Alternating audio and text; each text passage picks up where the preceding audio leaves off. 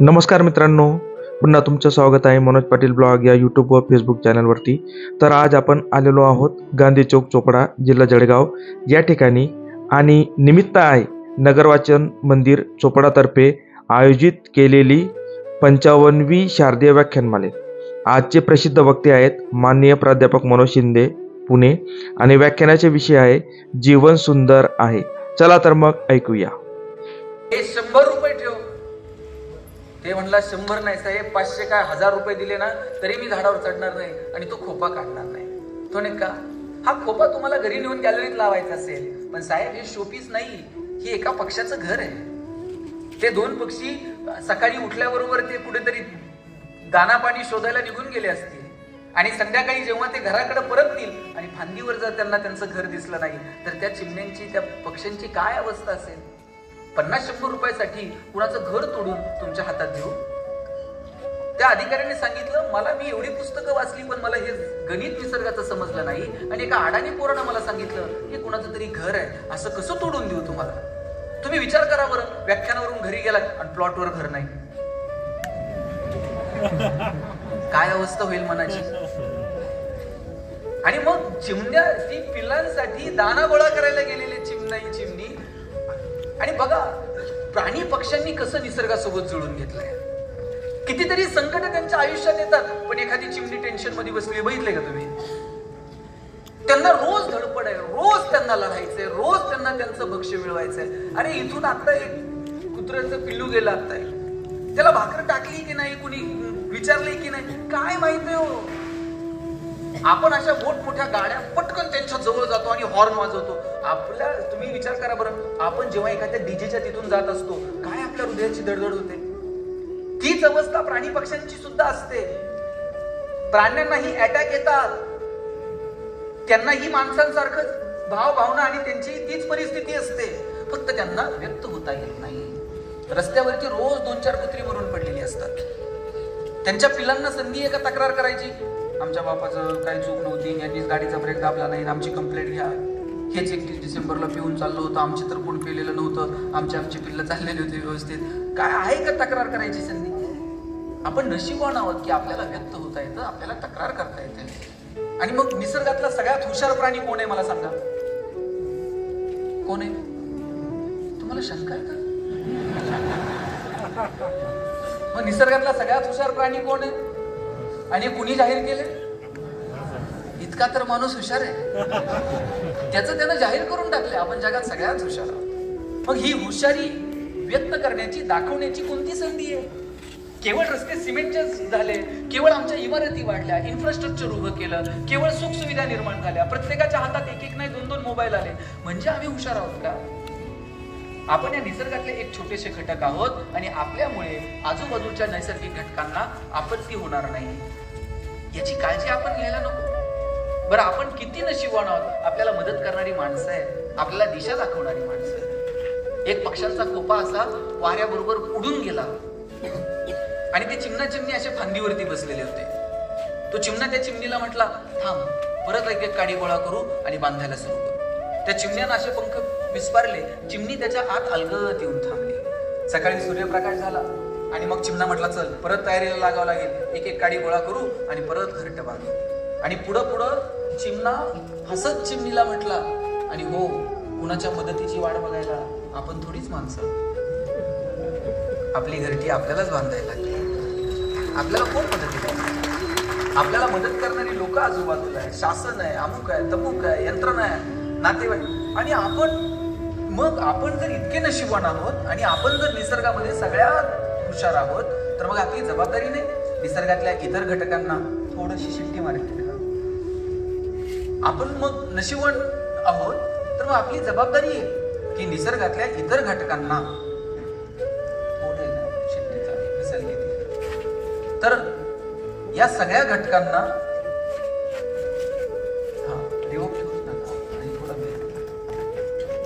इतर घटकांना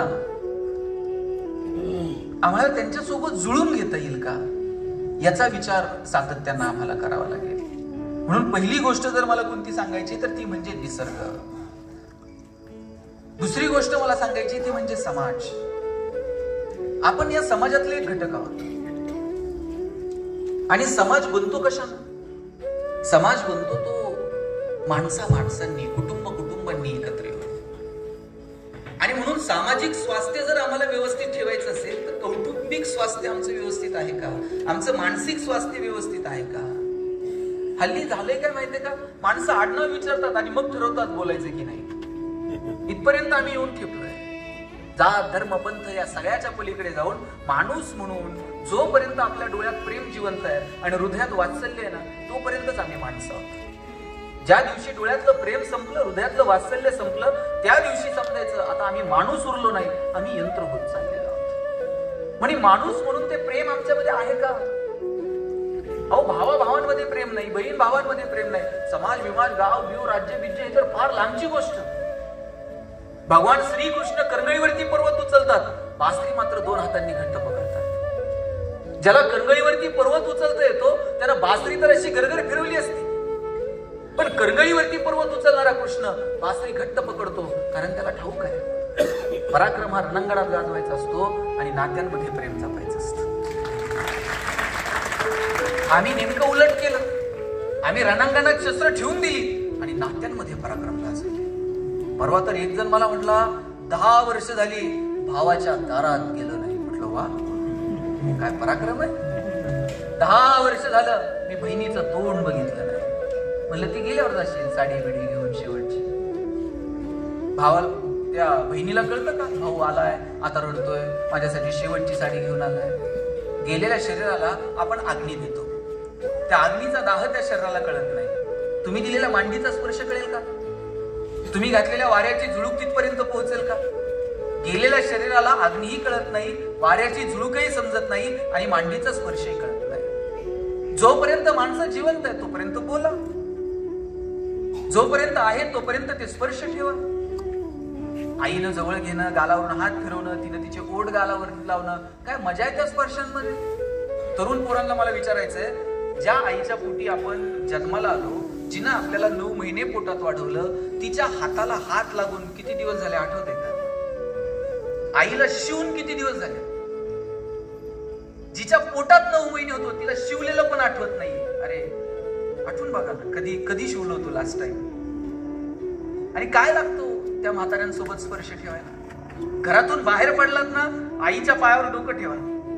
आई असं काळीच काढून देते, माझं आयुष्य पण तुला लागू. बापाच्या पायाला फक्त हात लावा, बापाचा पाठीवर थाप मारतो, पठ्ठ्या सुखात राहा. जगात तुमच्यावरती प्रेम करणारी आणि तुमच्या आनंदात आनंद मानणारी फार मोजकी लोक आहेत. भाऊ, आपल्या प्रगतीमध्ये खरा आनंद मानणारी किती माणसं आपल्या भोवताली बघा बरं जरा. फार मोजकी माणसं आहेत की ज्यांना तुमची प्रगती बघून आनंद होतो. आणि त्यात 2 हक्काची माणसं आहेत, एक तुमची आई आणि एक तुमचा बाप. साधी 2 व्हीलर घ्या, बाप चौकात सांगतो मी सायकलवर फिरलो आयुष्यभर, पोरानं परवा 2 चाकी गाडी. तुम्ही साधा 1 BHK घ्या, वडील सांगतात सपरात राहिलो, पत्र्यात राहिलो, पोरानं काल घर घेतलं. आणि तुम्ही काही 2 कोटीची गाडी घ्या, सगळ्या गावात पेढे वाटा, त्यातले 4 तरी म्हणते हप्ते बरं, नाहीतर फायनान्स वाले घेऊन.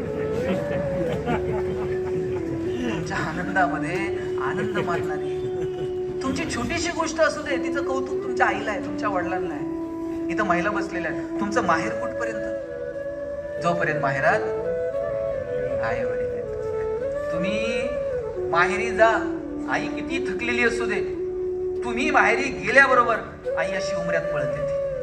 पटकन भाकरीचा तुकडा वळून टाकल, पाणी वळून टाकल, पटकन जवळ घेईल, गालावरून हात फिरवल, बोट मोडल, तिचे ओठ गालावर लावल. 2 दिवस जर तुम्ही माहेरी थांबलात आणि 3ऱ्या दिवशी तुम्ही सासरी जायला निघालात, तुमच्या आईनं तुमची पिशवी कधी रिकामी पाठवली का? शेंगा घेऊन जा, वांगे घेऊन जा, दूध घेऊन जा, भाजी घेऊन जा, पापड करून ठेवले, लोणचं घालून ठेवलंय, कुरड्या करून ठेवल्यात. आणि सासरी मिळत नाही का? सगळं मिळतं, पण आईला वाटतं पोरीची पिशवी कधी रिकामी राहू नये. कोण करते एवढं प्रेम तुमच्यावरती? आणि पुरीला सुद्धा आहे ना, दिवसभरातलं सगळं एकदा तरी फोन करून आईला सांगायचं असतं. आई सगळं तुमचं ऐकते, पण एक वाक्य, आई सगळं तुमचं ऐकते आईचं एक वाक्य मात्र तुम्ही कायम ऐकलं पाहिजे. आई कधीतरी कळत न कळत म्हणते, बाई आम्ही आहोत ना तोपर्यंत येत चला. ज्या दिवशी आई असं म्हणेल आम्ही आहोत तोपर्यंत येत चला, तेव्हा हातातली कामं थोडीशी बाजूला ठेवा आणि भेटून घ्या. दुसऱ्या गावात गेलेली माणसं परत भेटतात, दुसऱ्या राज्यात गेलेली माणसं परत भेटतात, पण माणसं एकदा ढगात निघून गेली का मग मात्र सापडत नाही. मग तुम्ही फक्त जुने फोटो बघायचे आणि त्या आठवणींमध्ये रमायचं. माणसं जोपर्यंत आहेत तोपर्यंत तो स्पर्श असतो. मी तर म्हणतो माणसं आहेत तोपर्यंत स्पर्श नाही, जोपर्यंत स्पर्श आहे ना तोवरच नाती आहे. तुम्हाला साधं उदाहरण सांगतो. सुधामूर्तींनी एक किस्सा लिहिला होता. त्या ज्या घराच्या शेजारी राहायच्या त्या घराच्या शेजारी एक प्राजक्ताचं झाड होतं. त्या प्राजक्ताच्या झाडाची फांदी अशी खिडकीपाशी आलेली होती. त्या लिहितात की मी त्या खिडकीमध्ये अभ्यासाला बसायचे आणि त्या झाडासोबत बोलायचे. नकळत त्या खिडकीपाशी आलेल्या फांदीवरून हात फिरवायचे. आता ते झाडही माझ्यासोबत बोलायला लागलं होतं. मी कधी बोलायला लागले की कधीतरी पानांची सळसळ ऐकायला यायची, कधीतरी प्राजक्ताच्या फुलांचा सडा पडायचा. आता सवय होऊन गेली होती एकमेकांना, पण घर रेंटचं होतं. कधीतरी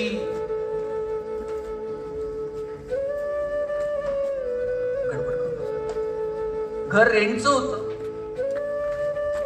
आणि कधीतरी ते सोडावं लागणार होतं. 4 दिवसांनी घर सोडायचं, पण त्या झाडाची खुर्च्यांसाठी सगळी धावपळ आहे राव. त्याच्यासाठी लवकर यायचं असतं माहिती का खुर्ची पकडायला. सगळी कॉम्पिटिशन खुर्च्यांसाठीच आहे. आणि हा किती माणूस बिचारा बघा स्वतःची खुर्ची नेऊन देतात. काय म्हणावं तुला तरी, अशी माणसं सापडत नाही खुर्ची द्यायला.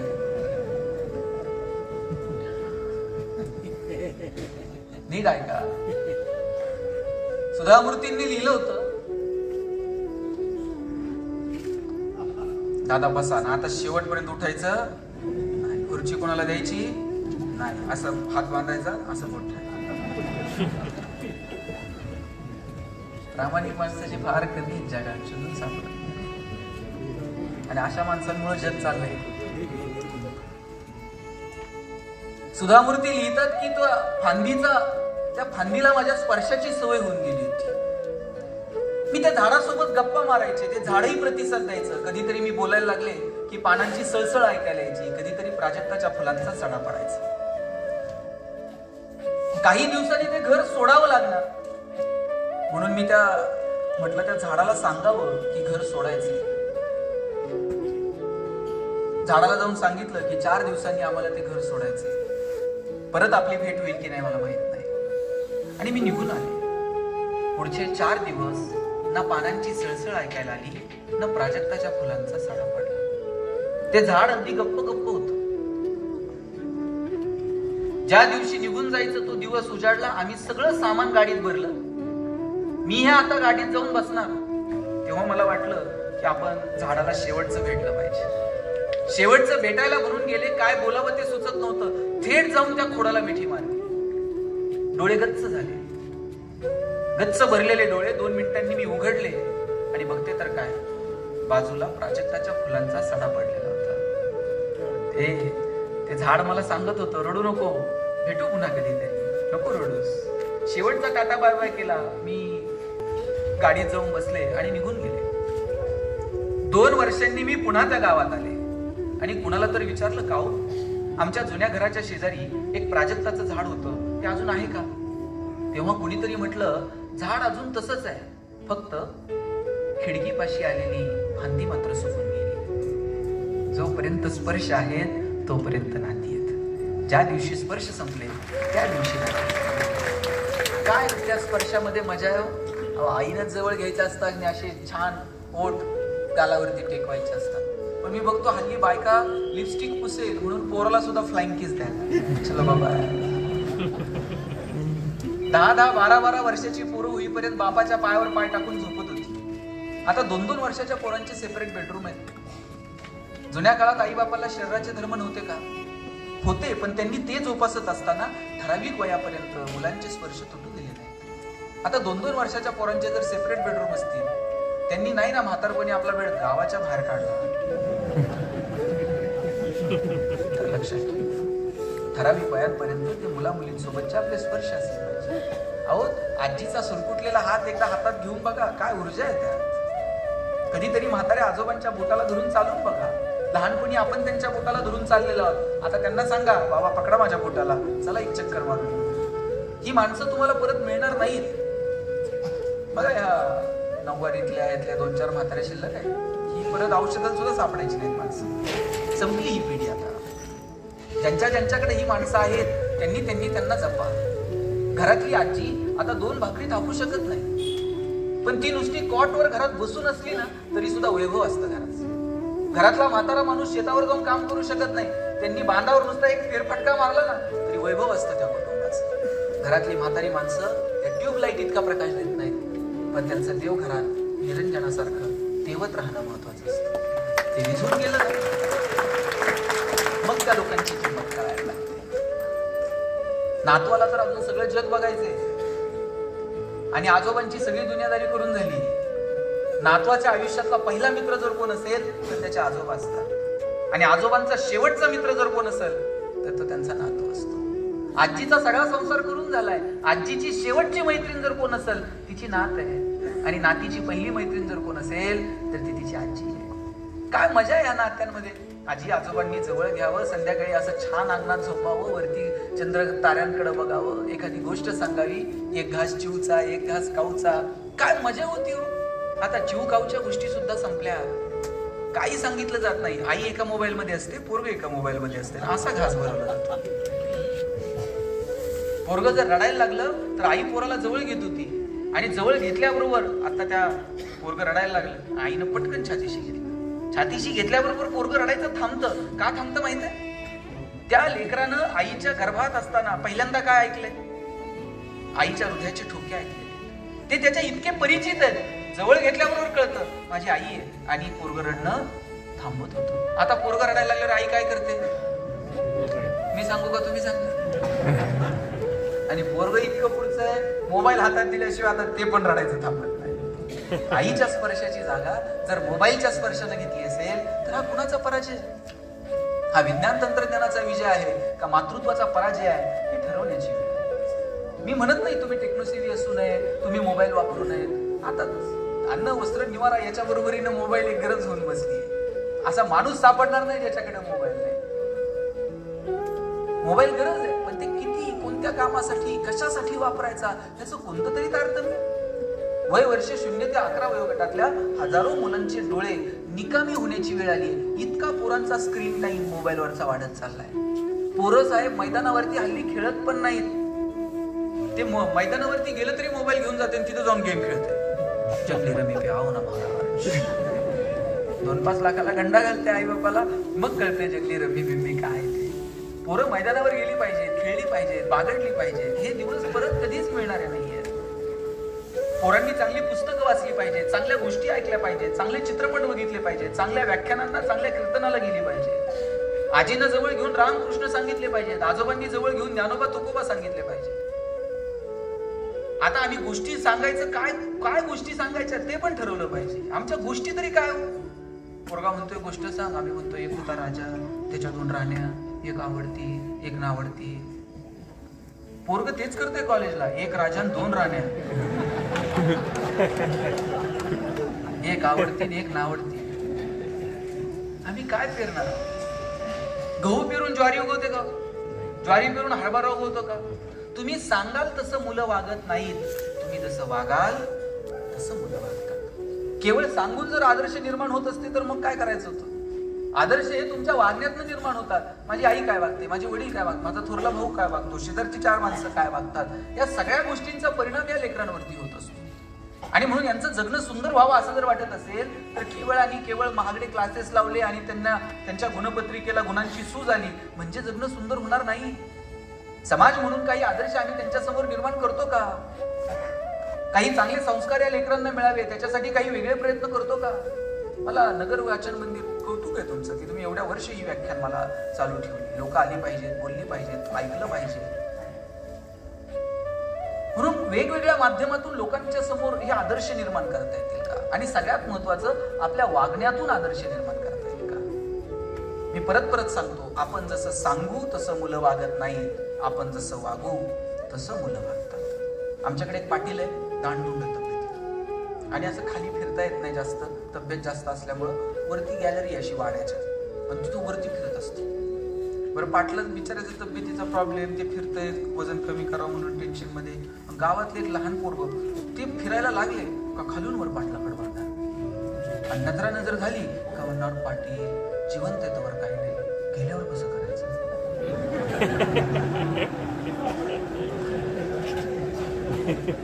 चार लोकांना तर पाटील झेपल का?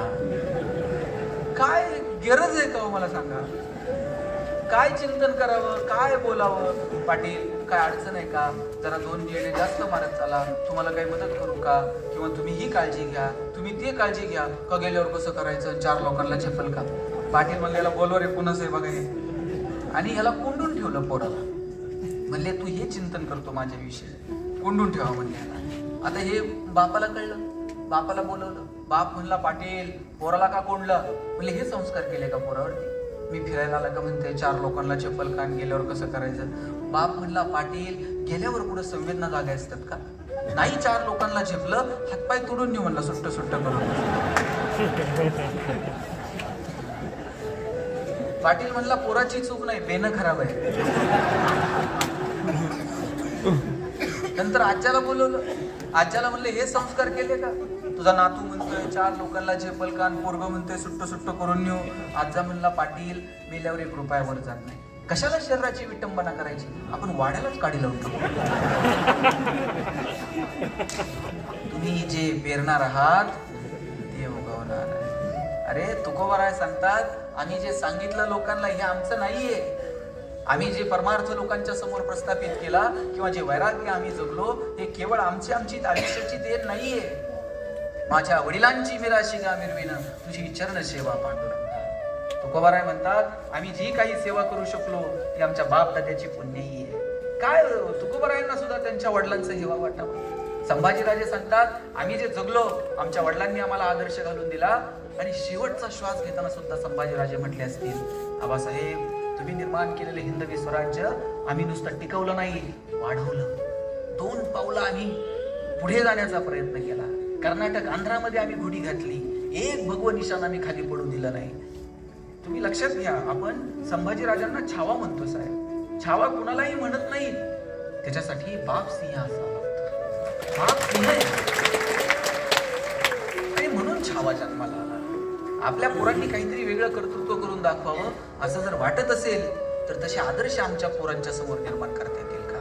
मी विनंती करेन, 2 रुपये आपल्याकडे कमी असले तरी चालतील, पण पोरांना हेवा वाटला पाहिजे माझे वडील निर्व्यसनी होते, माझ्या वडिलांचा व्यवहार चांगला होता, आम्ही गरिबी हरिबीत दिवस काढले, पण माझ्या वडिलांना, माझ्या आज्यानं, माझ्या पंजानं कधी कोणाचा 1 रुपया बुडवला नाही. माझ्या वडिलांच्या शब्दाला 4 चौघामध्ये किंमत होती. हे आदर्श आम्हाला, तत्वाचे आदर्श आम्हाला येणाऱ्या पिढ्यांच्या समोर प्रस्थापित करता येतील का? म्हणून याच्यासाठी प्रयत्न करा. नाती गोती जपा.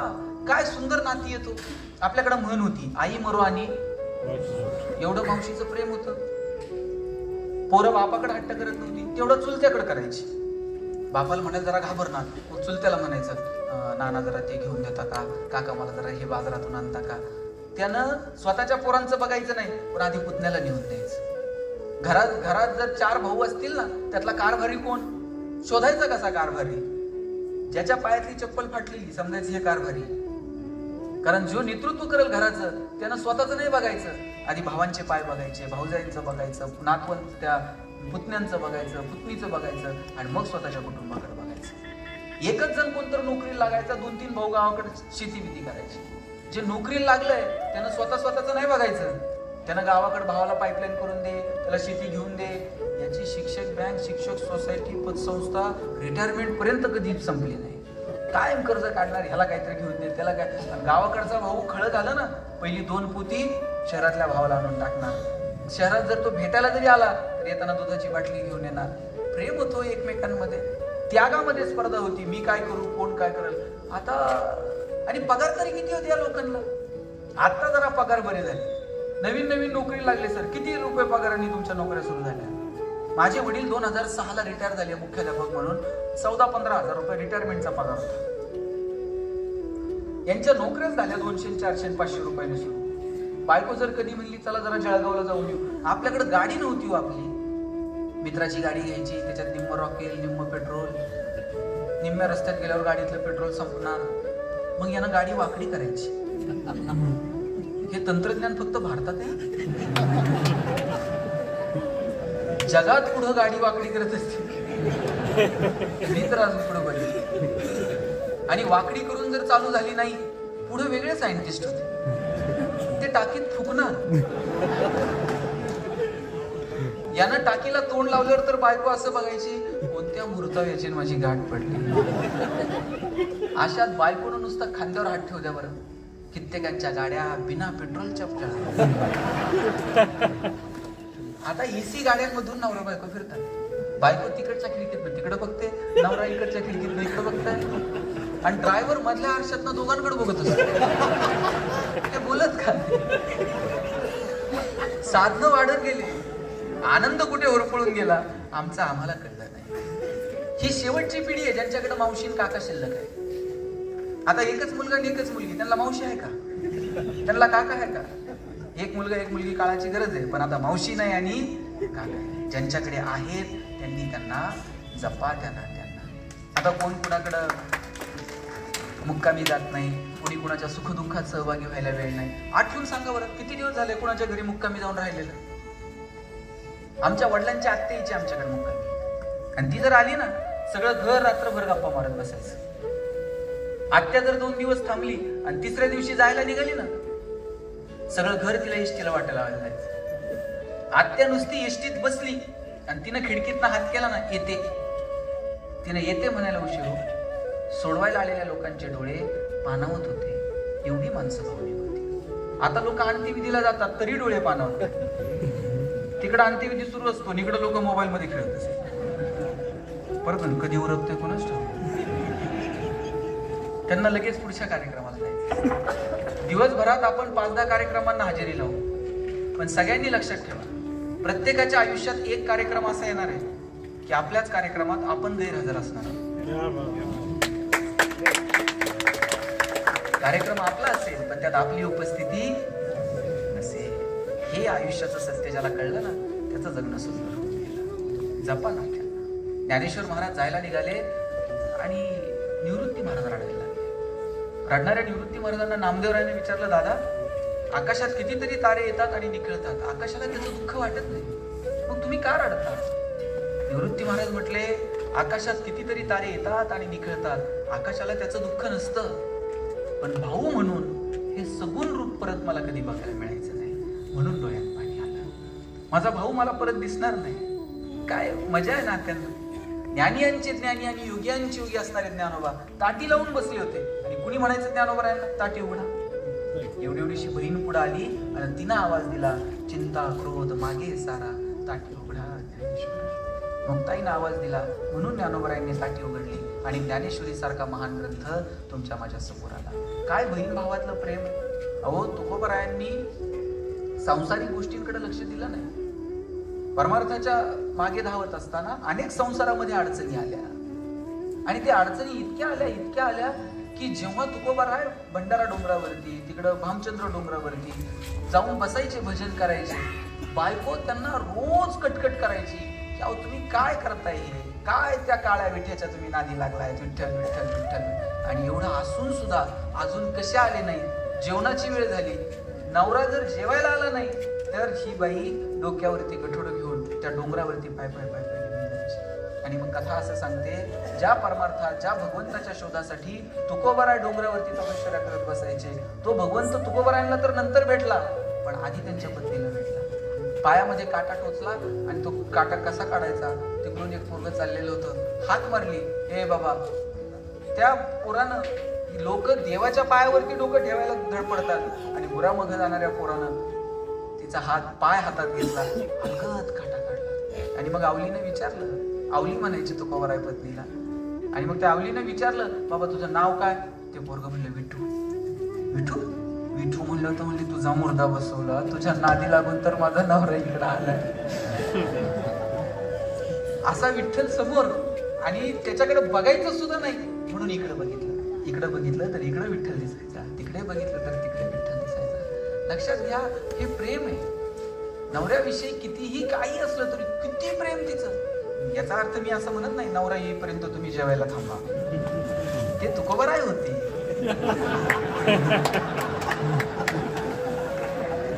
तुकोबरायांसाठी तिनं थांबणं तुकोबरायांची पात्रता होती.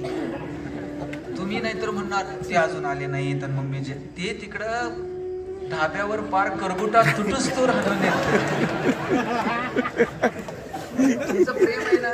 तुम्ही आल्यावर 2 भाकरी गरम थापून द्या, तुमचा लय जीव आहे नवऱ्यावरती ना. पण तुम्ही मात्र ती आल्यावर मी जेवलं मग तसलं काय करायचं. आपल्या तब्येतीची काळजी घ्यायची, छान राहायचं, सकाळी परत उठून आपल्याला करायचं. रात्री ती आल्यावर जेवायचं ना, दुपारी काय 12ला उठायचं का आपण आपलं काळजी घ्यायची तब्येतीची. पण ही जी नाती आहेत ना, ह्या नात्यांना जपा. माझी सगळ्या पुरुषांना विनंती, आपण आपल्या घरातल्या स्त्रीला किंमत दिली पाहिजे, आपण आपल्या घरातल्या स्त्रीचं कौतुक केलं पाहिजे. मग ती मुलगी असेल, पत्नी असेल, आई असेल.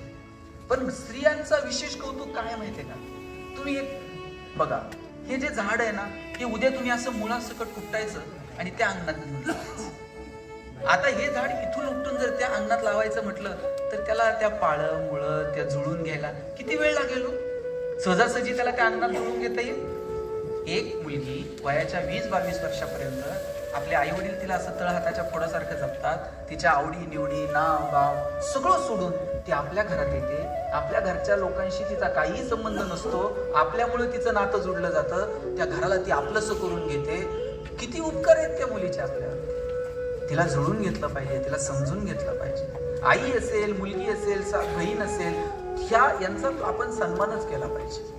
आणि जोपर्यंत ती स्त्री घरात असते ना, तोपर्यंत तिची आपल्याला किंमत कळत नाही. ती जेव्हा निघून जाते ना घरातून, तेव्हा मात्र तिची किंमत कळायला लागते. एक कुणीतरी तिला लिहिलं होतं, मी सकाळी जर थोडी उशिरा उठले तर घरातली मंडळी कटकट करायची. आता मात्र मी श्वास थांबला, शेवटच्या प्रवासाला निघाले. आता मात्र सगळेजण मला म्हणत होते, उशिरा का होईना पण उठ. आता थोडीच उठते मी, आता थांबला श्वास, निघाले पुढच्या प्रवासाला. थोडं काही पावडर लाली विकत आणली तर लोक म्हणायचे धट्टाफट्टा करण्यात आयुष्य गेलं. आज तर स्वतःहून मला सजवत होते, कारण मी शेवटच्या प्रवासाला निघाले होते. श्वास थांबल्यानंतर तुम्ही कितीही गुणगौरव गायले आणि काहीही केलं तरी कळतं का, जिवंत आहे तोपर्यंत कौतुक करा. तुम्ही तुमच्या मुलीला म्हणा, बाई तू जन्माला आली आणि मला शिस्त लागली. तुम्ही तुमच्या बहिणीला म्हणून बघा, बाई तू जन्माला आली आणि घराचं गोकुळ झालं. कधीतरी आईला म्हणा, आई तू जग दाखवलं म्हणून मला जग बघायला मिळालं. आणि कधीतरी पत्नीला म्हणा, बाई तुझ्यामुळे संसार झाला. काय लागतो आनंदाने राहायला, काही लागत नाही. बायकांची अपेक्षा काही नसते. आईला फक्त म्हणा, आई तुझ्यामुळे जग बघायला मिळालं, काय करू ग मी तुझ्यासाठी, काही मागत नाही. बायकोला कधीतरी म्हणा, तुम्ही आज प्रयोग करा. गोविंद भाई आणि लय महागडा प्रयोग नाही. घरी गेलं ना बायकोकडे फक्त असं 30 सेकंद राजेश खन्ना सारखं बघायचं. हो म्हणायचं तू ये म्हणून संसार झाला. ती सगळ्या गावात सांगते एक नंबर नवरा भेटलाय. मी असंच एका कार्यक्रमात म्हटलं बायकोचं कौतुक करा. 2-4 जण भांडायला आले. म्हणले आम्ही सगळ्या जगाचं कौतुक करू, बायकोचं नाही करणार. म्हणलं तुमचं पटत नाही का. म्हणलं पटायचं सोडा, तिला कानानं ऐकायलाच येत नाही आणि कौतुक करून उपयोग आहे का. म्हणलं डॉक्टरकडे जा, काहीतरी मशीन बिशीन लाव. डॉक्टरकडे गेला आणि म्हटला बायकोला ऐकायला येत नाही. डॉक्टर म्हणले बायको कुठे, म्हणले घरी. तुम्हाला इथून काय करायचं मग. ते म्हणले आता पुढेच नादी लागतात. एक काम कर, घरी जा आणि किती अंतरापर्यंत ऐकायला येत नाही ना तेवढं जरा मोजून ये. मग आपण ठरवू काय उपचार करायचा. घरी गेला, बेल दाबली, पोरानं दार उघडलं, त्यानं आवाज दिला, भाजी काय केली, तिकडून काहीच प्रतिक्रिया नाही. याला कळलं दारातून ऐकायला येत. हॉलमध्ये गेला, भाजी काय केली, काहीच प्रतिक्रिया नाही. किचनच्या दारात गेला तरी प्रतिक्रिया नाही. शेवटी बायकोच्या मागं जाऊन उभा राहिला आणि जोरात कानात ओरडला, अगं भाजी काय केली. बायकोनं हातातली कडी अशी दंडीशी आदळली. म्हणजे 4 वेळा सांगितलं ना बटाट्याची केली म्हणून.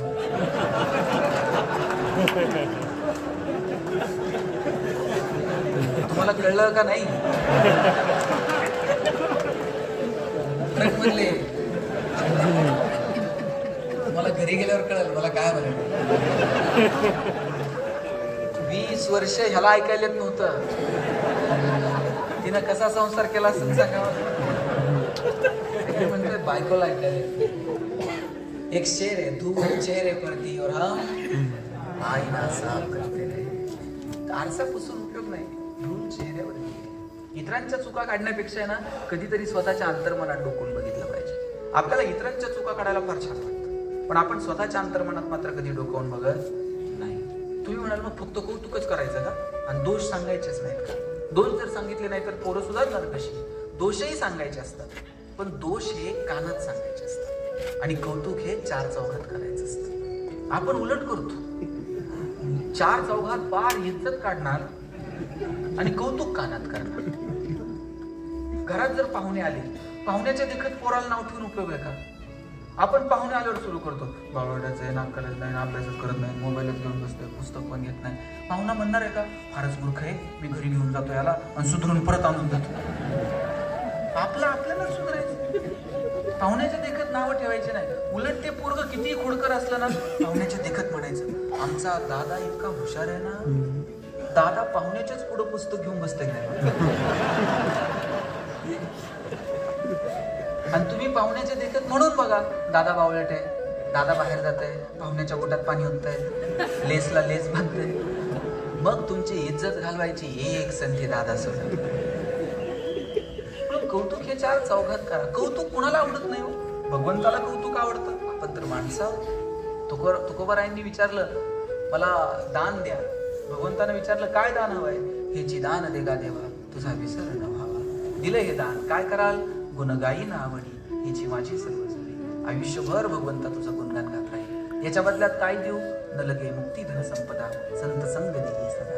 तुकोबाराय म्हणतात, आयुष्यभर तुझं गुणगान गात राहू. अरे भगवंताला जर कौतुक आवडतं, आपण तर माणसं.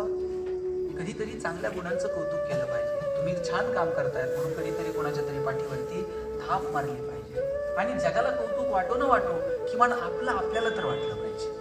असं आपण जगावं की जगाला कौतुक वाटते का नाही मला माहित नाही, पण आपल्या जगण्याचं आपल्याला कौतुक वाटलं पाहिजे. तुकोबाराय जायला निघाले आणि कुणीतरी विचारलं, तुकोबा काय मिळालं तुम्हाला तुमच्या आयुष्यात? ग्रंथ लिहिले, अभंग लिहिले, तुम्हाला काय मिळालं? तुकाराम महाराज म्हटले, कौतुक वाटे झाली या वेचाची. जगाला काय वाटते मला माहित नाही, पण आम्ही जे जगलो ना, आमच्या जगण्याचं आपल्याला मात्र कौतुक वाटते. तसं इतरांचं मला माहित नाही, पण तुमचं जगणं असं असलं पाहिजे की तुमचं तुम्हाला कौतुक वाटलं पाहिजे. संध्याकाळी डोळे झाकताना जर दिवस आठवला ना डोळ्यासमोर, वाटलं पाहिजे छान गेला आज दिवस, 2 लोकांच्या जगण्यात माझ्यामुळे काहीतरी बदल झाला. आपल्याला कौतुक वाटतं. सगळ्यांनी उजवा हात वर करावं. असा घ्या थोडासा माग घ्या. शब्बास. आपणच कौतुक करू. जगाला कुठे वेळ आहे आपलं कौतुक? आणि आपल्याला कौतुक वाटावं असं कर्तृत्व आपलं असलं पाहिजे. मस्त राहा, आनंदात राहा. आयुष्य परत कधीच मिळणार नाही. आयुष्यातल्या छोट्या छोट्या क्षणांचा आनंद घ्यायला शिका. मुळात मला शंका आहे, आपल्याला आनंदी राहायचंय का? किती जणांना आनंदी राहायचं? हात वर करा. सगळ्यांना नाही, किती जणांना? इकडं ट्रकवाल्यांना सगळ्यांना आनंदी. ट्रकवाला म्हणून चाललो होतो मी, चांगलंय का मागे लागले. शाबास, त्यांनी सुद्धा हात केला. सगळ्यांना आनंदी राहायचंय. मी तुम्हाला दुसरा प्रश्न विचारतो, तुम्हाला आनंदी राहायचंय का तुम्ही आनंदी आहात हे जगाला दाखवायचंय? ताई काय करायचंय नक्की? मग ते फार सोपं आहे. माझा दावा आहे, बहुतांशी लोकांना आनंदी राहायचं नसतं. आपण आहोत हे जगाला दाखवायचं असतं. लाखो रुपये खर्च करून लोक परदेशात फिरायला जातात आणि तिथे जाऊन काहीच बघत नाही. फोटो काढताय, स्टेटस ठेवतोय. त्याला तिथं बघण्यात इंटरेस्ट नाहीये. आपण कुठे आहोत हे जगाला कळलं पाहिजे. बरं मी म्हणतो, मोबाईल आहे, स्टेटस ठेवता येतं, ठेवलंच पाहिजे. पण खरं दुःख कधी आहे माहिती आहे? ज्याच्यासाठी ठेवलं त्यानं जर बघितलं नाही ना, इतकं दुःख होतं. असं वाटतं ट्रिपचे सगळे पैसे बाहेर. आमचा आनंदही आमचा राहिलेला नाही आणि आमचं दुःखही आमचं राहिलेलं नाही. ताई तुम्ही बाजारात गेलात आणि तुमचे 100 रुपये हरवले, किती वाईट वाटतं? 8 दिवस तर करमत नाही, गल्लीतल्या सगळ्या बायका गोळा करायच्या, त्यांना चहा पाजून सांगायचं, बाई बाजारात गेलते, 100 रुपये पडले, कसे साठवले होते माझा मला माहिती, परवा शर्ट धुताना त्यांच्या खिशात 50 सापडले. असं करून करून कुठं आता 100 झाले. बरं एवढं म्हणून थांबत नाही, पुढं म्हणणार, कुणाला सापडले असले तर सापडू, त्याला पचायचीच नाही. केवढं दुःख आहे बरं हे. बरं हे दुःख फार वेळ नाही. त्यातल्या एखाद्या मैत्रिणीने फक्त म्हणलं पाहिजे, बाई तुझे तर 100 गेले, परवा माझे 500 गेले ग. तिला इतकं बरं वाटतंय ना, आपले तर 100 गेले, हिचे 500 गेले. आपलं सुखही आपलं नाही आणि आपलं दुःखही आपलं नाही. आपलं सुखही इतरांवरती अवलंबून आहे आणि आपलं दुःख सुद्धा इतरांवरती अवलंबून आहे. आपण सगळेजण वेगळे आहोत, आपण कुणीच सारखे नाही आहोत. प्रत्येकाच्या आयुष्यातली सुखदुःख वेगळी आहेत. दुःख कोणाच्या वाट्यात नाही मला सांगा. भगवान श्रीकृष्ण आपल्याला तर दुःख जन्माला आल्यानंतर सुरू झाले. भगवान श्रीकृष्णाच्या वाट्याला तर दुःख जन्माला येण्याच्या आधीपासून सुरू झाले. लोक वाटच बघत होती कधी जन्माला येतो आणि कधी आपण याला. प्रभू रामचंद्रांना 14 वर्ष वनवास सहन करावा लागला. दुःख सगळ्यांच्या वाट्याला आहेत. त्यातले आनंदाचे क्षण जगायचे आणि मस्त राहायचं. आपण आपल्या धुंदीत आपल्या मस्तीत जगायचं. आपण सगळे एकमेकांपेक्षा वेगळे आहोत. प्रत्येकात काहीतरी वेगळेपण आहे. सचिन तेंडुलकर सारखा षटकार ऐश्वर्या रायला मारते ना, ऐश्वर्या राय सारखा ठुमका लता दिदींना देता आला असता का? लता दिदींसारखं गाणं अशोक सराफला म्हणता येईल का? तुम्ही जर मला म्हटले भाषण कर, मी 2 तास बोलेन. थोडंसं पाणी द्या, म्हणजे 2 तास नाही बोलणार, एक घोटभर द्या.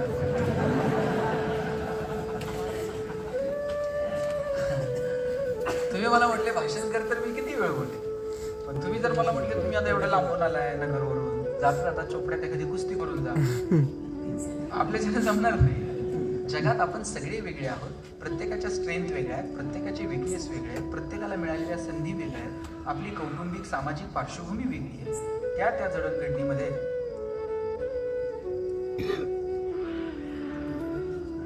आपण लहानाचे मोठे झालो. त्याच्यामुळे कुणाकडे हे आहे कुणाकडे ते आहे असं बघून आपण आपली सुखदुःख ठरवू नयेत. आता तर बऱ्यापैकी परिस्थिती सुधारली.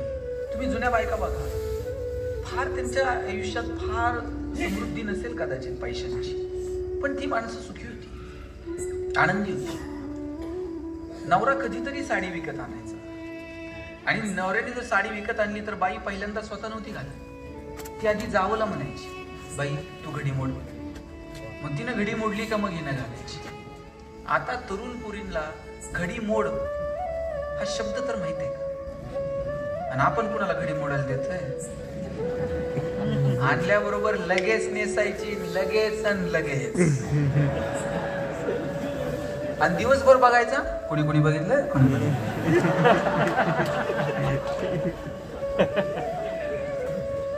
आमचा आनंदही आमचा नाही, आमचं दुःखही आमचं नाही.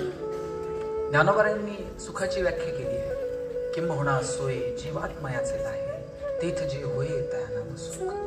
ज्ञानोबराय सांगतात आत्म्याशी जे संबंधित आहे ना त्याला सुख म्हणावं. पण आम्ही साधनांमध्ये सुख शोधायला. साधनांमध्ये जर सुख असतं तर जगातली सगळी श्रीमंत माणसं सुखी झाली असती. सगळे श्रीमंत सुखी आहेत का? आणि सगळे गरीब दुःखी आहेत का? केवळ जर पैशांवर सुख असतं तर गरीबाच्या वाट्याला सुख आलं नसतं आणि श्रीमंताच्या वाट्याला दुःख आलं नसतं. याचा अर्थ मी पैसे कमवू नका या मताचा नाही. मी गरिबीचं उदात्तीकरण करत नाही आणि श्रीमंतांचा तिरस्कार त्याहून करत नाही. उलट जर कोणी तुम्हाला सांगत असेल 1 रुपयावर जात नाही आणि पैशाला कोंबडी खात नाही आणि पैशावाल्याला पुढे झोप आहे का, त्याला म्हणायचे तुझ्याकडेच ठेव. हे असलं सांगून तरुण पोरांना अकार्यक्षम बनवण्याचा धंदा कुणी करू नये. सांगा जेवढे पैसे कमवता येतील तेवढे कमवा, फक्त जोडून या धन आमचा व्यवहार उत्तम असला पाहिजे. माझे वडील तर सांगतात वाईट मार्गाने मिळवलेलं धन म्हणजे प्रेतावरची फुलं आहेत. हसूही देत नाहीत आणि रडूही देत नाहीत. चांगल्या मार्गाने जेवढं कमवता येईल तेवढं कमवायचं आणि कमवलेल्या गोष्टींचा आनंद पण घ्यायचा. काहींना ना फक्त कमवायचं कळतं. त्यांना क्रेडिटेडचा मेसेज आला ना फार आनंद होतो आणि डेबिटेडचा मेसेज आला का अजिबात करत नाही. घेतलेला श्वास सुद्धा सोडावा लागतो की नाही. नुसतं घेऊन बघा बरं जमतंय का. हा सोडायचंच नाही हा. घेतलेला प्रत्येक श्वास सोडावा लागतो. तुमच्या हातामध्ये योग्य ठिकाणी देण्याची दानत ठेवा. आता कुणीतरी मदत केली किंवा वाचनालयाच्या जेव्हा ते बाबा आले, वय झाले आता, इथं ग्रंथपाल म्हणून काम केलं, कॉलेजला काम केलं. ही जी दानत आहे ना तुमच्याकडे थोडी, मी म्हणत नाही तुम्ही तुमच्या आहे ते सगळं वाटून टाका समाजात, अजिबात तसलं काय करू नका. पण तुमच्या दारात जर बाग फुलून आली, त्यातली 2 फुलं, तुमचे सूर जुळून आले, 2 गाणी गा. तुमच्या दारात आभाळ भरून आलं, उंजळभर पाणी द्या. आणि तुमची उंची जर आभाळाला टेकली ना, अशाच मानावर करून बघू नका, थोडंसं खाली झुका. आणि जी माणसं मातीत मिसळतात त्यांना थोडंसं वरती उचलून घेता येईल का, याच्यासाठी प्रयत्न करा. तुम्ही जे योगदान देता ना समाजाला, ते समाज किती लक्षात ठेवेल मला माहित नाही, पण निसर्ग मात्र तुमचं 1 रुपयाचं पण उसनं ठेवत नाही. निसर्ग कोणत्या ना कोणत्या परीने ते तुम्हाला परत करत असतो. निसर्गाचा नियम आहे, 1 दाणा पेरला का 1000 दाणे उगवतात. तुम्ही जेवढं द्याल त्याच्या हजारो पटीनं हा निसर्ग कोणत्या ना कोणत्या परीनं तुम्हाला परत करत असतो. फक्त ती देण्याची दानत मात्र तुमच्या हातामध्ये असली पाहिजे. काहींना घ्यायचं कळतं पण द्यायचं कळत नाही. आमच्याकडे एक जण आहे, इतके पैसे आहेत त्याच्याकडे, इतके पैसे, कधी 1 रुपया कुठे देणार नाही. गावातली 4 पोरं आहे ना, काहीतरी काम निघालं होतं गावातलं, वर्गणी गोळा करत होती. आणि ते कोण 50 रुपये 100 रुपये त्यांना वर्गणी देत होते. गावातला एक बलाढ्य श्रीमंत माणूस कधीच 1 रुपया दिला नाही. ते असं नेमकं दारात बसलेलं होतं आणि पोरं तिथून चाललेली होती. पोरांच्या मनात हे देत तर काय नाही, मागावं का नाही, मागावं का नाही. एक जण धाडस करून म्हणला, काका ते अमुक अमुक काम काढले, जरा 100 रुपये वर्गणी देता का. म्हणला, तुम्ही मला ओळखता का नाही. म्हणला, पोरग जर आजारी पडलं तर मी घाई दवाखान्यात नेत नाही, पोराची फी लवकर शाळेत भरत नाही, आणि तुम्ही 100 रुपये वर्गणी देऊ. ते पोरगा म्हणलं, नाही आम्हाला माहित होतं देत नाही, पण आपलं उगं विचारलं तुम्हाला देतं. ती पोरं आपली पुढे गेली. आणि पुढे गेल्यानंतर त्या माणसाला काय वाटलं कोण असतो, त्यांना हाक मारले, म्हणला इकडे या, मी तुम्हाला एक प्रश्न विचारतो, त्या प्रश्नाचं उत्तर जर तुम्ही बरोबर दिलं तर तुम्हाला 100 रुपये वर्ग. म्हणले, काका विचारा. त्याले, माझे 2 डोळे आहेत, त्यातला 1 डोळा खोटा आहे आणि 1 डोळा खरा आहे. खोटा डोळा थेट अमेरिकेवरून बसून आला. त्यातला जो 2 पैकी कोणता डोळा खोटा आहे हे जर तुम्ही पहिल्या प्रयत्नात सांगितलं तर तुम्हाला 100 रुपये बघू. लहान पोरग होतं पहिलीतलं. मला, काका आणि मी सांगू का कोणता डोळा खोटा आहे. त्यांनी सांग. डावा डोळा खोटा आहे की म्हणले तुमचा. मला आश्चर्य वाटलं. भल्या भल्या तज्ञांना आतापर्यंत ओळखता आलं नव्हतं खोटा कोणता आणि खरा कोणता. इतका हुबेहूब डोळा बसून आणला होता. तेव्हा त्या पोराने विचारलं, खरं सांग तुला कसं कळलं डावा डोळा खोटा आहे. म्हणला, काका मला तुमच्या डाव्या डोळ्यात आहे ना थोडंसं प्रेम दिसलं.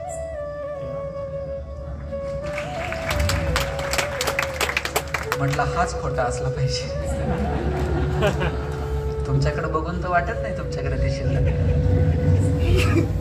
जोपर्यंत डोळ्यात प्रेम आहे ना तोपर्यंत आपण माणूस आहोत. ज्या दिवशी डोळ्यातलं प्रेम संपलं त्या दिवशी समजायचं आपण माणूस उरलो नाही, आपण यंत्र होत चाललेलो आहोत. आणि माणूस म्हणून आपल्याला जर जगायचं असेल, बेधुंद आयुष्य मस्त जगायचं, जेवढं जितकं शक्य होईल तितकी लोकांना मदत करण्याचा प्रयत्न करायचा.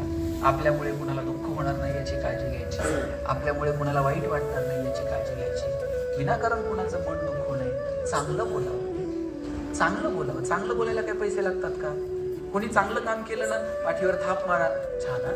जाताना वाचनालयाच्या लोकांना भेटून जा, की गुजराती साहेब एवढी वर्ष झाले तुम्ही करताय, खूप छान साहेब, काही मदत लागली तर अवश्य सांगा. त्यांच्या पाठीवर थोडीशी थाप मारून जा. त्या लोकांना वाटेल की आपण आयुष्य खर्च केलं, पण 4 लोकांना आपल्याविषयी काहीतरी वाटतंय. म्हणजे याला करायचंय काय तुम्हाला, 2 मिनिट थांबून करायचं. कुणाला तरी वेळ द्यायचा आहे, कुणाचं तरी कौतुक करायचंय, कुणाशी तरी छान बोलायचंय. गोड बोलणं म्हणजे काय, ज्ञानोबरायांनी व्याख्या केली. कसं बोलावं, साच आणि मवाळ, मितुले आणि रसाळ, शब्द जैसे कल्लोळ अमृताचे. ज्ञानोबराय म्हणतात अमृताचे कल्लोळ बाहेर पडावेत असं बोला. ज्ञानोबरायांनी शब्दांना अमृताची उपमा दिली की अरे तुमचं बोलताना साच आणि मवाळ, मितुले आणि रसाळ, शब्द जैसे कल्लोळ अमृताचे. ज्ञानोबराय म्हणतात अमृताचे कल्लोळ बाहेर पडावेत असं बोला. तुम्ही कसं बोलता. पेशंट चेक करायला डॉक्टर आलते, डॉक्टर पेशंटला सांगत होते चांगलं चुंगलं खात जा, खाण्यापिण्यावर 2 रुपये खर्च करा. बायको बाहेर पळत आली, म्हणजे डॉक्टर तुम्हीच सांगा यातला, हे खायला प्यायला पैसे खर्च करत नाही, मग म्हणे असं डॉक्टरच्या मढ्यावर पैसे घालवतात.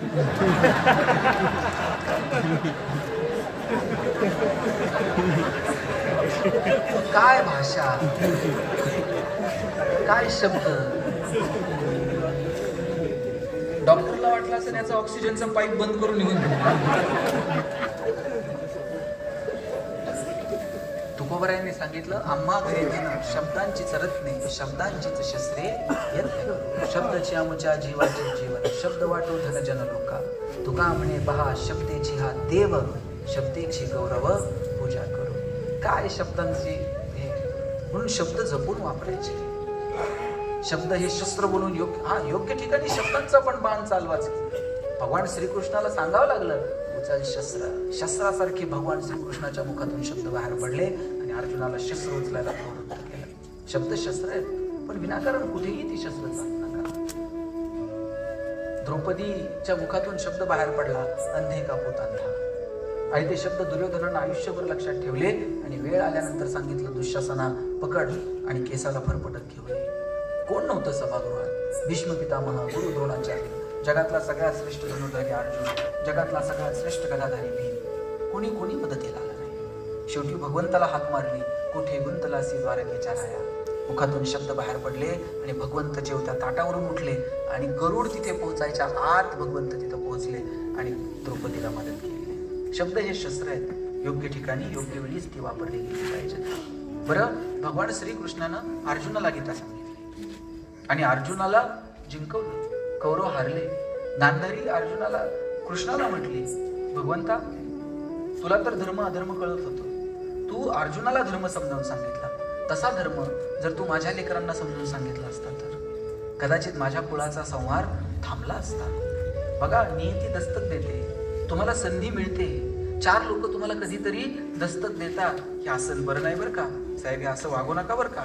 कुठून ना कुठून निसर्ग तुम्हाला खाणाखुणा देतो, पण आपण इतक्या अंधकारात असतो की आपल्याला ही दस्तक कळत नाही. श्रीकृष्णानं अर्जुनाला गीता सांगितली, तसा प्रयोग काय श्रीकृष्णानं केला नव्हता? शांतीदूत म्हणून स्वतः भगवंत गेले होते दुर्योधनाला सांगायला की बाबा रे, हे असं तू करू नको, पांडवांसोबत इतकं द्वेष तुझ्या मनात ठेवू नको, एक काम कर, अर्ध राज्य त्यांना देऊन टाक. अर्ध राज्य पांडवांना? बर बाबा, नाही अर्ध राज्य ना, तू 5 गावं तर दे. 5 गावं? सुईच्या टोकावर जेवढी जागा येईल ना, तेवढी सुद्धा जागा मी त्यांना देणार नाही. बरं, मी म्हणतो प्रस्ताव नाकारण्याचा अधिकार प्रत्येकाला असतो, पण तो सुद्धा विनम्रतापूर्वक नाकारता आला पाहिजे. यानं प्रस्ताव तर नाकारलाच, पण म्हटला तू कोण मला हे सगळं सांगणारा, तू एक गुराखी, तू तिकडं दही दूध लोणी चोरणारा, आणि हे तुझं तत्वज्ञान प्रवचन आहे ना, तू अर्जुनाला जाऊन दे, हे मला तू सांगू नको. आणि एवढं म्हणून अपमान करून थांबला नाही तर दुर्योधनानं सांगितलं सैन्याला, हे साखळ्या आणा, हे तुरुंगात जन्माला आलेला हा कृष्ण, याला तुरुंगात टाका म्हणजे, याची जागा तुरुंगात आहे. सगळं सैन्य अशा साखळ्या घेऊन येत होतं, आता तो कृष्ण आहे, साखळ्यांमध्ये बांधला जाईल. लक्षात घ्या, आयुष्यात किती संकट येऊ द्या, किती संकट हो कृष्णाच्या आयुष्यात. जन्माला आल्याबरोबर आईच्या अंगावर दूध पण नाही पिता आलं, तिकडे बापानं उचललं, दुसऱ्याच्या घरी नेऊन ठेवलं. लहानाचा मोठा झाला, 4-6 मित्र भेटले, ते गोकुळ सोडावं लागलं, वृंदावनात गेला. वृंदावनात गेला, राधा भेटली, राधेला सोडावं लागलं, तिकडे मथुरेत गेला. मथुरा सोडली, द्वारका उभी केली. मथुरा सोडून द्वारकेत आले भगवंत, तर लोक त्यांना रणछोडदास म्हणले पळून गेला आम्हाला सोडून एकट्याला. किती अपमान. आणि स्वतःच्या हातानं उभी केलेली द्वारका अशी डोळ्या देखत ओढताना होती. किती दुःख, किती संकट. आणि मला सांगा, एवढी सगळी संकट कृष्णाला तुम्ही कधी टेन्शन मध्ये बघितलंय का? गोकुळ गेलं, वृंदावन गेलं, राधा गेली, मथुरा सुटली, द्वारका बुडाली, आता काय जगण्यात राम उरला नाही, आता काय नाही, आपलं आपलं बघू जरा. टेन्शन मध्ये कृष्ण तुम्ही बघितलाय का?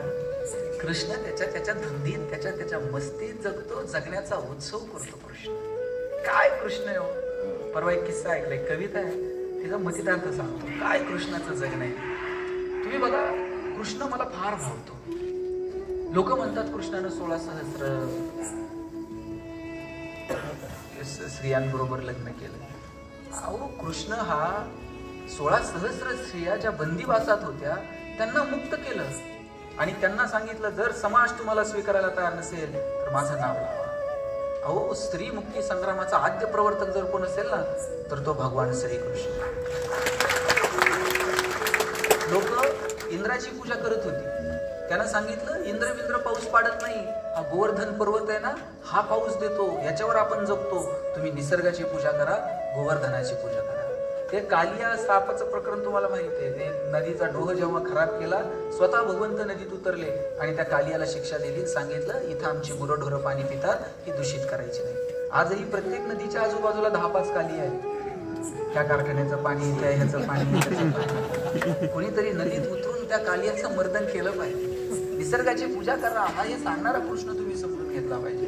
आणि एवढंच नाही, अहो ते दूध दही लोणी बिनी गोपिका बिपिका, ते कृष्णाला काय घरी मिळत नव्हतं का दूध दही लोणी? पण त्याला सांगायचं होतं तुम्ही जे पिकवता, तुम्ही जे तयार करता ना घरातलं दूध दुभतं, हे फक्त मथुरेचा बाजार सजवायपुरतं नाही, तुमच्या लेकरा बाळांना द्या. कुपोषणाच्या विरोधात आवाज उठवणारा जर पहिला कोण असेल तर तो भगवान श्रीकृष्ण. आणि काय मस्त मजेत जगले भगवंत. एका कवितेचा भावार्थ सांगतो. कृष्णाची अंगठी हरवली, हिरे जडित अंगठी कृष्णाची हरवली. कळणारे कळून घ्या. आणि ती अंगठी जेव्हा हरवली ना, तेव्हा कृष्ण इकडे तिकडे सगळीकडे शोधत होते. कृष्ण रंगात रंगुनी सगळ्या, तरी सुद्धा तो त्याच्यात मोहात अडकत नाही. कृष्ण असा जगतो बेधुंद होऊन, पण कृष्ण कोणत्याही विषयांना तो अधीन राहत नाही. किती किती कृष्ण जगला सुद्धा. कृष्णाची अंगठी हरवली, सगळीकडे शोधत होते आणि कुठेच कृष्णाची अंगठी सापडेना.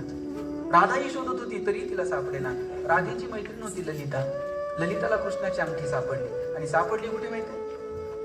राधेच्या केसात अडकलेली. राधेच्या केसात अडकलेली अंगठी घेतली आणि पळत पळत गेली आणि कृष्णाला दिली. आणि कृष्णाला म्हटले, कृष्णा तुझी हिऱ्याची अंगठी मी तुला आणून दिली. कृष्ण पाहत राहिला, अरे वा. आणि त्याने त्याच्या बोटात टाकली. बोटात टाकल्यानंतर ती म्हटली की मी तुझी हिऱ्याची अंगठी तुला दिली आहे, बघा मला काहीतरी तू आता मला बक्षीस द्यावं लागेल. काय बक्षीस देऊ ललिता तुला, तू सांग. नाही कृष्णा तू देशील दे. कृष्णाने अशी बोट समोर केली आणि म्हटली की कधी तू माझ्या हातात ही बोट अंगठी घातली ना, या बोटांचं चुंबन तू घेऊ शकतेस, त्या बोटांना तू ओठांशी लावू शकतेस. ती ललिता लाजत लाजत हसत हसत निघून गेली आणि जाता जाता म्हटली राम करो आणि कधीतरी तुझी बासरी हरव. आणि तरी सुद्धा कुठल्याही विषयात कृष्ण अडकत नाही, तरीही कुठल्या प्रलोभनात मायेत कृष्ण अडकत नाही. काय कृष्णाचं जेव्हा कृष्णाला पकडायला असं सगळं सैन्य आलं आणि कृष्ण असा पाय रोवून उभा राहिला, पाय रोवून उभा राहिला आणि हसत हसत म्हटला, बांधने मुझे जो आए हो जंजीर बडी क्या लाए हो. मला जर बांधायला आला तर जरा काही साकळ्या मोठ्या आणल्यात. तरीही दुर्योधनाला समजेना. मग मात्र कृष्ण म्हटला, यदि मुझे बांधना चाहे मन पहिले बांध अनंत गगन. तरीही दुर्योधनाला समजेना. मग कृष्णानं दम भरला. अंबर में कुंतल जाल देख, पद में नीचे पाताल देख, हाथों में तीनों काल देख, सब जन्म मुझी से पाते हैं, फिर लोट मुझी में आते हैं. तरीही दुर्योधनाला समजलं नाही. आणि जाताना मात्र दुर्योधनाला दम भरलाय कृष्णानं. याचना नाही अब रण होगा, अब महाभारत होगा. आणि मग झालं महाभारत. हा निसर्ग भगवंत काय म्हणायचे ते म्हणा, ते तुम्हाला दस्तक देतं. पण आपण मात्र ते समजून घेत नाही. निसर्गाच्या या खाणाखुणा समजून घ्या, योग्य मार्गाने चालण्याचा प्रयत्न करा, मस्त जगा. आयुष्यातल्या छोट्या छोट्या क्षणांचा आपल्याला आनंद घेता येईल का? मला वाटतं याची काळजी घ्या. कृष्ण काय, राम काय, किती रामाच्या वाट्याला सुद्धा दुःख आलं. दशरथाच्या पोटी जन्माला आलेले प्रभू राम, किती दुःख. आणि सीतामाई जनकाची कन्या आहे, जानकी आहे, तिच्या घरात लक्ष्मी पाणी भरत होती. प्रभू रामचंद्राबरोबर लग्न करताना काय बघून नाही दिलं बापानं. अरे दशरथ पुत्र रघुवंशाचा जो कुलदीपक आहे, त्याच्या हातात जानकीचा हात दिला. बापानं काय कमी बघितलं होतं का? पण वडिलांना वाटलं होतं का की माझ्या मुलीच्या वाट्याला हे सगळं दुःख येईन आणि तिला. वडील पुरीसाठी किती करतात. वडिलांनी तर खूप चांगलं स्थळ बघितलं होतं, पण तरी सुद्धा जानकीच्या वाट्याला ते दुःख आलंच नाही. पण तरी या दुःख मला तर आहे ना, सीतेपेक्षा सुद्धा वाईट वाटतं उर्मिलेच.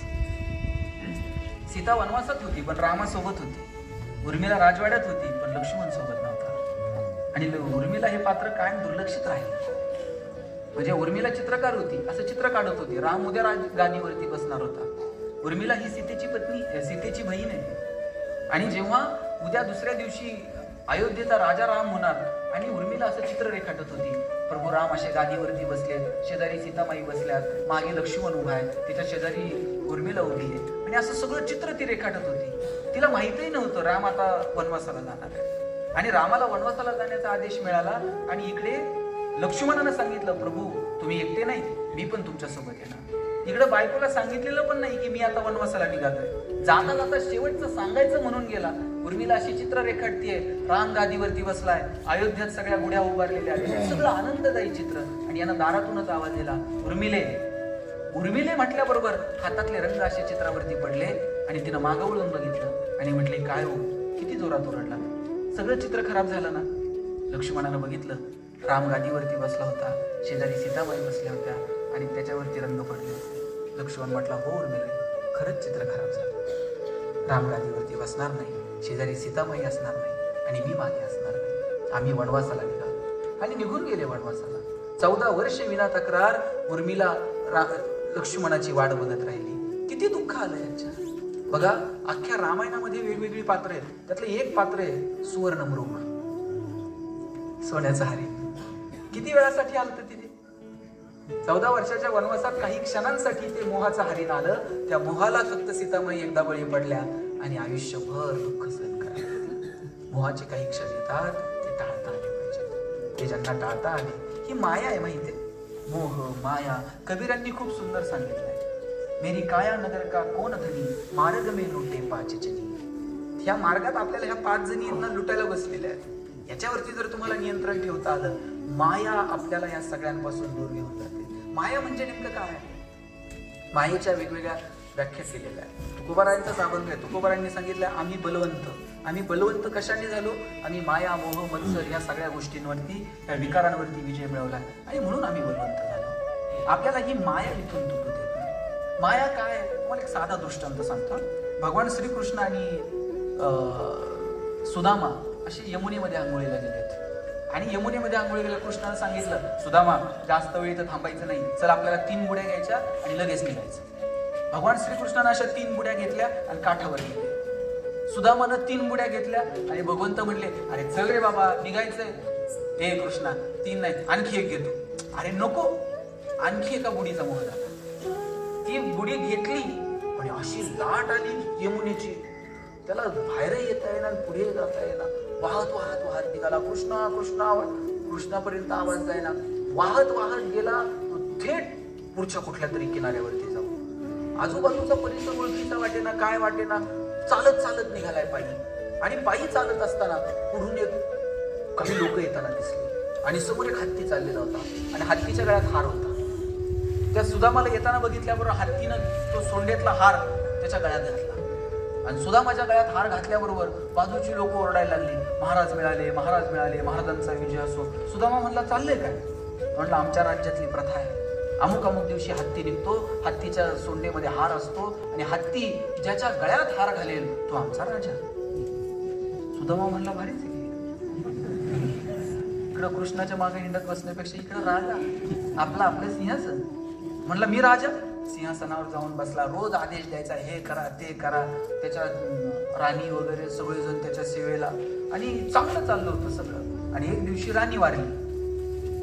राणी गेल्यानंतर प्रजेनं राणीची अंत्यविधीची तयारी सुरू केली आणि तेवढ्यात प्रधान सुदामाकडे आला आणि म्हटला, महाराज, राणी साहेबांच्या अंत्यविधीची सगळी तयारी झालेली आहे, सरण रचून झालेलं आहे, आता फक्त तुम्ही यायचंय आणि सरणावर बसायचंय. माझा काय संबंध आहे? त्याला आमच्या राज्याची प्रथा आहे, राणी जाऊ नाही तर राजा जाऊ, दोघांनाही जावं लागतं. सुदामा म्हटला, मी तुमच्या राज्याचा नागरिक नसल्या कारणानं हे नियम मला लागू होत नाही. म्हणजे पहिला नियम कस काय लागू झाला? म्हणजे हार घातल्याबरोबर राजे झाले. सुदामाला घेऊन गेले. आता सुदामा थरथर कापतोय, चितेवर जाऊन बसायचं कसं, काय कसं करायचं. त्यानं शेवटची विनंती केली. म्हणला, मी चितेवर जाऊन बसतो, पण मला आहे ना जरा यमुनेमध्ये एकदा स्नानाला जाऊ द्या. म्हटले, ठीक आहे बाबा, जा. सुदामानं पहिली बुडी मारली, वर आला चिता. दुसरी उडी मारली, वर आला चिता. भीत भीत आता शेवटची 3री उडी मारली आणि बाहेर आला आणि पलीकडच्या काठावर असलेल्या कृष्णानं हाक मारली, सुदामा चल, निघायचंय आपल्याला. ही माया आहे जी आपल्याला जे नाही त्याचा भास करते आणि आपण त्याच्या पाठीमागे जातो. ही माया सीतेच्या आयुष्यात आली मृग बनून आणि जनकाची कन्या असणारी जानकी त्या मायेला भुलली आणि आयुष्यभर दुःख सहन करावं लागलं. असे लोभाचे प्रसंग येतात. पहिल्यांदा चुकीच्या मार्गाने धन घरात आलं ना, त्या दिवशी बायकोनं नवऱ्याला सांगितलं पाहिजे हे चुकीच्या मार्गाने आलंय, हे आपल्या घरात नको. ज्या दिवशी नवरा दारू पिऊन आला ना त्या दिवशी सांगता आलं पाहिजे, नाही चालणार मला हे, आज पहिल्यांदा आणि शेवटचं. पोरगा पहिल्यांदा चुकीच्या संगतीत दिसला ना त्याला सांगायचं, राजा तुला 9 महिने पोटात वाढवलं आणि वेदना सहन कराव्या लागल्या तेव्हा तुझा जन्म झाला. त्या चुकीच्या संगतीत राहण्यासाठी तुला 20-22 वर्षाचा केला नाही करू नको. हे सुरुवातीला नाही म्हणता आलं पाहिजे, पण ह्या सगळ्या माये मोहात मत्सरात आपण अडकून जातो आणि मग आयुष्याचं मातेर होऊन जातो. म्हणून जगणं जर सुंदर करायचं असेल ना, मस्त छोट्या छोट्या गोष्टींचा आनंद घ्या आणि खूप चांगलं जगा. तुझ्या छोट्या छोट्या मुली आहेत, तरुण मुली आहेत, तुमच्यासाठी शेवटचे 2 मिनिट घेतो. तुमच्या आईवडिलांचं तुमच्यावर फार प्रेम आहे. जगात तुम्ही यशस्वी झालात की नाही हे मोजण्याची कोणती एकक आहेत मला माहीत नाही. तुम्ही कुठेही जा, तुमच्या पुढे 2 श्रीमंत उभे आहेत. तुम्ही कोणत्याही पदावर जा, पुढे 2 जण आहेत. आपलं जगणं यशस्वी कधी होतं माहित आहे? साधी व्याख्या आहे, ज्या दिवशी आपले आई वडील आपल्यासाठी टाळ्या वाजवतील आणि म्हणतील वाह नाव कमवलं, त्या दिवशी समजावं आपण यशस्वी झालो. आणि पोरींनो, तुमच्या बापाचं तर तुमच्यावर इतकं प्रेम आहे ना, वडिलांचं जेवढं प्रेम मुलावर असतं ना त्याच्यात थोडं तरी जास्त प्रेम मुलीवर असतं. मला काय तुमच्यात भांडण नाही लावायची. पण बघा, मुलांनी जर वडिलांना काही मागितलं तर वडील म्हणणार 2 दिवस थांब, पगार होऊ दे, मग बघू. आम्ही जर 500 रुपये वडिलांना मागितले तर वडील 50 रुपयापासून सुरू करणार. आणि पोरीनं काय मागू द्या बरं, बापाला असं वाटतं कधी नेऊन दिला नाही. ज्या दिवशी मुलगी जन्माला येते ना त्या दिवशी वडिलांच्या मनात 2 विचार चमकून जातात. एक मुलीचं शिक्षण आणि एक मुलीचं. 1-1 रुपया वडील बाजूला काढून ठेवतात. स्वतः फाटलेली तुटलेली चप्पल घालतील, पण पोरीला मात्र शाळेत जायला चांगले शूज घेतील. वडील फाटलेलं बनियन घालतील, पण पोरीला चांगला ड्रेस घेऊन देतील. वडील सायकलवर कामाला जातील MIDC, पोरीला मात्र कॉलेजला जायला गाडी घेऊन देतील, बसचा पास काढून देतील, हॉस्टेलची फी भरतील. मुलगी तिला 10 मिनिट जर कॉलेजवरून यायला उशीर झाला ना, बाप 10 मिनिटात 10 वेळा आईला विचारतो, हे कुठपर्यंत आली बघ, जरा फोन कर. बरं, बाप थेट मुलीला फोन पण करत नाही, त्या आईला म्हणणार तू फोन कर, कुठपर्यंत आली. वडील तुमच्यासोबत थोडंसं अंतर ठेवून वागतात, पण त्यांचं विशेष प्रेम असतं तुमच्यावर. मुलीच्या लग्नात तर बाप असा फेटाफेटा घालून मिळवत असतो. दिवसभर बापाची मान उंच असते. कन्यादान झालं ना मग बाप मान खाली लागतो. जावायच्या हातात हात देतो आणि सांगतो, तळ हाताच्या फोडासारखी दबली, सांभाळून घ्या. दिवसभर वडिलांच्या डोळ्यात थेंब येत नाही, पण पोरीची गाडी एकदा निघून गेली ना, खांबाच्या पलीकडे जाऊन एकटाच रडतो तो बाप असतो. कधीच बापाची मान शर्मेनं खाली जाईल असं वागायचं. बापाला अभिमान वाटला पाहिजे. आणि जेव्हा आपण आपल्या पत्नीला त्रास देतो ना तेव्हा त्या नवऱ्यानं, त्या पुरुषानं आपल्या मुलीचा चेहरा डोळ्यात आणि आपली पत्नी पण कोणाची तरी मुलगी आहे हा भाव आपल्या मनात असला पाहिजे. आपण कधी पत्नीवर हात उगारला की आपण मनात विचार आणायचा, माझी मुलगी पण कोणाची तरी बायको होणार आहे, तिला जर कोणी असा हात. म्हणून हे जर आपण थोड्याशा कल्पना करायला शिकलो ना तर काय लागतो घरात आनंद निर्माण व्हायला. 2 रुपये कमी असू देत, पण आनंदानं कुटुंब आपल्याला जगता येईल का, मला वाटतं याची काळजी घ्या.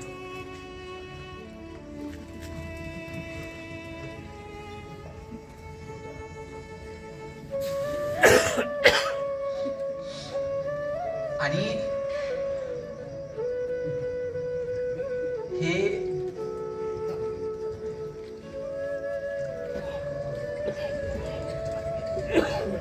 रस्ता नसेल जायचा तर त्यांना खुर्ची तरी दे.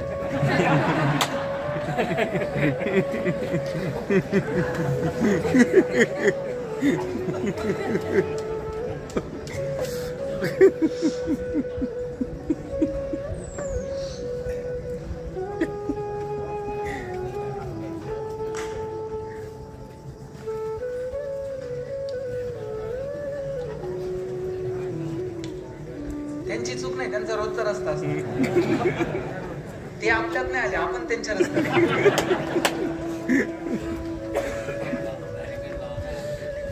जगातला सगळ्यात हुशार प्राणी कोण आहे असं कसं म्हणे?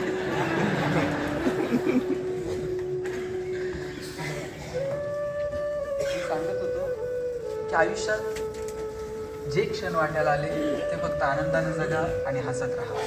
ज्यांची ज्यांची परिस्थिती गरिबीची असेल, थोडीशी हालाकीची असेल, अजिबात रडायचं नाही. जे क्षण वाट्याला आले त्याचा आनंद घ्यायला शिकायचा. 4 क्षण असे टिपकांतासारखे शोषून घ्यायचे. म्हणजे एका माणसाच्या मागं वाघ लागला होता, किती दुःख आहे. आपल्याकडून गाय गेली तर सुधारलं नाही, त्याच्या मागं वाघ लागला. वाघापासून वाचता यावं म्हणून ते पळत पळत गेला आणि झाडावर चढला. झाडावर चढला आणि पुढून आजगर येताना दिसला. आजगरापासून वाचता यावं म्हणून 3ऱ्या फांदीवर गेला, नाग्या मुळाला हात लागला.